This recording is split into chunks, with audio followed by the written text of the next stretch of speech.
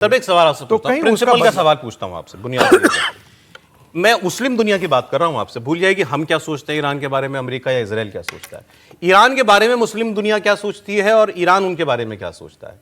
ये तो खामेनेई साहब का, इनके वाले भी और बड़े वाले भी, इनका तो खुला ये कहना था कि ये जितने मुस्लिम देश हैं इन किसी में भी जो है ना तो इस्लामी शासन है उनके हिसाब से, ना इस्लामी शासन है ना लोकतंत्र है। अगर लोकतंत्र तो ईरान में भी क्या है, लेकिन वो ये कहते थे कि राजशाहियां खत्म होनी चाहिए। जितने ये सब परिवारों की तो चल रहे हैं ना, बिल्कुल। कतर में भी, यूएई में भी, अबू धाबी, दुबई, इसके अलावा जितने बहरीन है, कुवैत है, हर जगह तो ईरान में राजशाही चलता है। तो ईरान राजशाही खत्म करना चाहता है। ये राजशाही वाली मुस्लिम दुनिया ठीक है या ईरान जैसी जहां पर वो कट्टर इस्लामी शासन? नहीं, मैं कह रहा हूं कि राजशाही में यदि स्वतंत्रता हो, राजशाही अपने आप में ठीक नहीं है, लोकतंत्र तो हर जगह होना चाहिए, लेकिन उस कट्टर जमात को जो इस्लाम के नाम पर हत्या कर देता हो और लाखों लोगों को खत्म कर दिया, मार डाला गया, बच्चों को मार डाला गया, बेरहमी से मार डाला गया इस्लाम लागू करने के लिए, और जिस इस्लाम को ईरान मानता है उस इस्लाम को सऊदी अरब नहीं मानता है।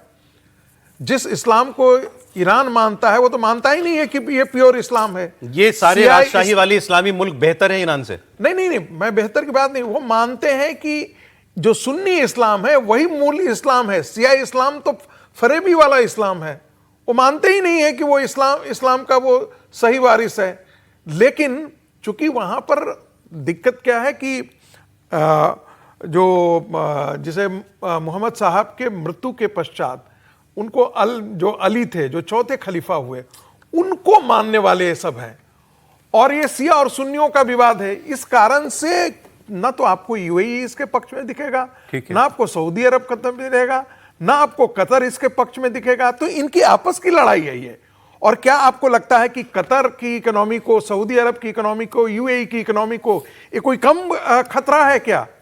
तो इस कारण से मुझे लगता है कि आज नहीं तो कल दुनिया को इस पर निर्णय लेना पड़ेगा। या तो यूएन ने, नेटो ईरान का क्या करें? हाँ, ईरान का क्या करें, बिल्कुल।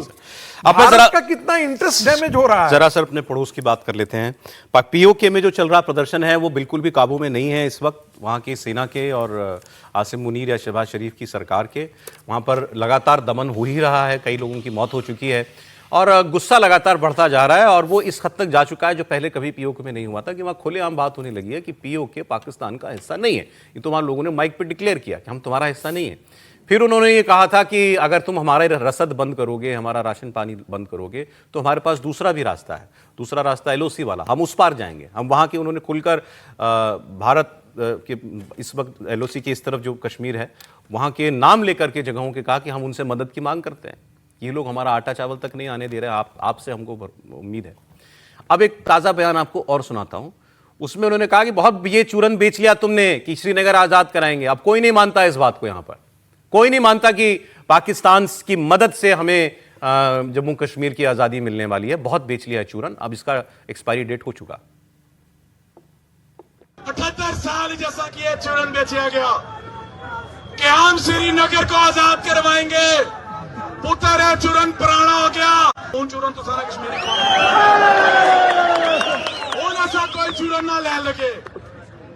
असा की तुसा है असा कश्मीर आजाद करा सा। 78 साल श्रीनगर की ट्रकों ने बत्ती मगर लाई रखा। आटा मंगया ता कोली, बिजली मंगी ता कोली, पानी मंगया ता कोली, हुक्मरानी मंगी ता कोली, लेकिन उन कोली खाली खान न लगे। हादी गोली एगो पुत्र सिरदर्दी गोली नहीं है जी बार बार सही खा गोली नहीं, आंख भी कोनी होनी। गोली की बात पर बस एक अपडेट आपको बता दूं, जो 42 लोग मारे गए थे सेना और पुलिस की एक हफ्ते में बलूचिस्तान में बीएलए के लोगों ने मारा था, उसके बाद हेलीकॉप्टर गनशिप्स तक को पाकिस्तान ने उन पर हमला करने के लिए उतार दिया है। एक दिन के अंदर 100 से ज्यादा बलूचों की हत्या, 106 लोगों की हत्या पाकिस्तान की सेना ने बलूचिस्तान में कर दी है। ये भी दिखता है ना इनको। बड़ी अच्छी बात है कश्मीर के लोग जो बात करने लगे। देखिए, मुझे लगता है कि जो लंबे समय से चल रहा था, एक आवरण बनाकर भारत से लड़ना है, भारत से लड़ना है। और थोड़ा सा हम लोग पॉलिसी पर बात करें, क्योंकि कई बार ये नहीं होने से सब गड़बड़ हो जाती है। जब भारत सरकार ने ये तय किया कि गोली और बोली एक साथ नहीं है, अभी उनकी बात सुनते ही मेरे मन में आया, वो बार बार कह रहे थे ना कुछ भी मांगो वो गोली चला दे रहे थे।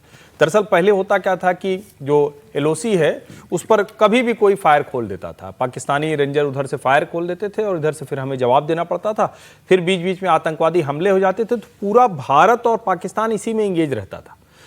पाकिस्तान ऑक्युपाइड जम्मू कश्मीर, यानी जो अवैध कब्जे वाला हमारा जो जम्मू कश्मीर पाकिस्तान के पास है, उसमें वो क्या करते थे, इस बहाने वो टेररिस्ट लॉन्च पैड करते थे। वहां के लोगों को यह अवसर ही नहीं मिलता था कि वो कभी उससे बाहर निकले। जो ऑपरेशन सिंदूर में हुआ, जो हमारी सर्जिकल स्ट्राइक हुई, उसने एक तो टेररिस्ट लॉन्च पैड, ये पूरा जो मीरपुर मुजफ्फराबाद ये पूरी की पूरी बेल्ट है उसको ध्वस्त किया। उससे क्या हुआ कि इन लोगों को अवसर मिल रहा, वरना तो ये जहां इतनी संख्या में खड़े हैं उतने में पुलिस और रेंजर और कमांडेंट तो बाद में आते, वो निकलकर आसपास वाले जो टेररिस्ट है वही इनको निपटा देते। तो एक ये बड़ा बदलाव हुआ। दूसरा, जब गोली बोली हमारी चली नहीं रही है पाकिस्तान के साथ, तो एक जो कहते हैं ना कि शोर नहीं है वो वाला जो दुनिया सुनती रहती थी कि भारत पाकिस्तान के बीच में ये हो रहा है, साफ साफ उनकी आवाज सुनाई दे रही। और मैं इसको उस स्टेप की तरफ देखता हूं जो बार बार हम लोग चर्चा कर रहे हैं कि क्या कभी यह संभव है कि वो वाला हिस्सा हमारी तरफ आ जाए या वो वाला हिस्सा आजाद हो जाए, सही मायनों में आजाद हो जाए। मैं कह रहा हूं अगर वो भी स्थिति बने कि वो अपने निर्णय को खुद ले, मुझे लगता है, मतलब ये मेरी निजी सोच है कि ये अब उस तरफ जाता हुआ दिख रहा है। अब जो हालात है वो कब होगा ये नहीं कह सकते, लेकिन उस दिशा में जरूर है। ये नहीं कह सकते। अच्छा, वो ये भी कह रहे हैं ना खुलकर कि भाई वहां वाले कश्मीर की हालत देख लो, वहां पर वो लोग कैसी जिंदगी जीते हैं। पॉलिसी डिसीजन को मतलब मुझे लगता है कि ठीक से सोचा जाना चाहिए कि अगर ये नहीं हुआ होता, हम रोज इंगेज रहते, तो क्या इनकी बात आती, क्या नहीं आती। अब वो इस वजह से भी सामने आ रही।